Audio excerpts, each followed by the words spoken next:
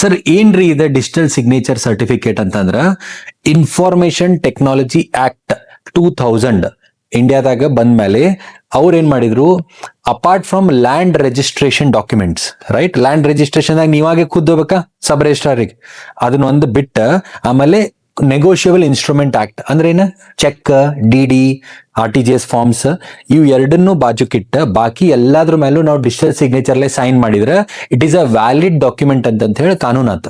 So ಆ digital signature issuing authority ಒಂದ್ 5-6 ಅಥಾರಿಟಿಗಳು ಅದಾರ.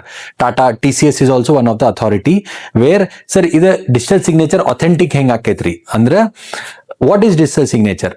So there is one digital signature authority ನಿಮ್ದ ಪ್ಯಾನ್ ತಗೋತತಿ, ನಿಮ್ ಆಧಾರ್ ತಗೋತತಿ, ನಿಮ್ ಕಡೆಯಿಂದ ಒಂದು ವಿಡಿಯೋ ಮಾಡಿಸ್ಕೋತತಿ. ನಾನು ವಿನಾಯಕ್ ಹಿರೇಮಠ್, ನಾನು ಇವತ್ತು ಡಿಜಿಟಲ್ ಸಿಗ್ನೇಚರ್ ಅಪ್ಲೈ ಮಾಡತ್ತೀನಿ, ನಂದು ಅಪ್ಲಿಕೇಶನ್ ನಂಬರ್ ಇದೈತಿ ಅಂತೇಳಿ ನಿಮ್ದು ವಿಡಿಯೋ ರೆಕಾರ್ಡಿಂಗ್ ಆಕೈತಿ. ಅದು ಆ್ಯಪ್ದಾಗ ಆಕೈತಿ, AI ಏನಿಲ್ಲ, ನೀವಾಗೆ ಆಪ್ದಾಗ ರೆಕಾರ್ಡ್ ಮಾಡ್ಬೇಕು.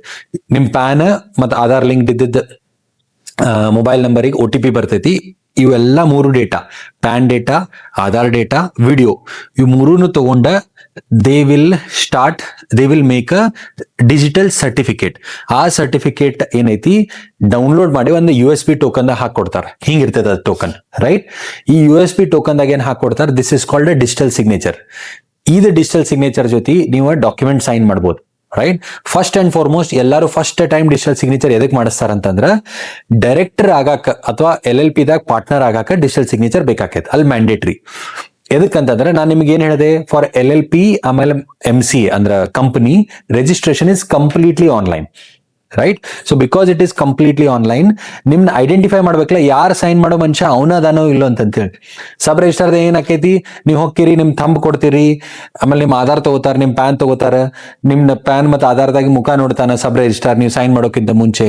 ಆಮೇಲೆ ನೀವ ಸೈನ್ ಮಾಡಿರಿ ಅಂತೇಳಿ ಮತ್ ವಿಟ್ನೆಸ್ ತಗೊಂಡ್ ಬರ್ತೀರಿ. ಅವನ್ನೆಲ್ಲ ಆದ್ಮೇಲೆ ಹೌದಪ್ಪ ಖಾತ್ರಿ ಮಾಡ್ಕೊಂಡು ಇವನ ಬಂದಾನಂತ ಹೇಳಿ ಡಾಕ್ಯುಮೆಂಟ್ ರಿಜಿಸ್ಟರ್ ಆಕೈತಿ. ಇವೆಲ್ಲ ಫಿಸಿಕಲ್ ಪ್ರಾಸೆಸ್ಸಿಗೆ ಡಿಜಿಟಲ್ ಪ್ರಾಸೆಸ್ ಮಾಡ್ಬೇಕಂದ್ರೆ ಅಲ್ಲಿನೂ ಅಷ್ಟೇ ಐಡೆಂಟಿಫಿಕೇಶನ್ ಬೇಕಲ್ಲ.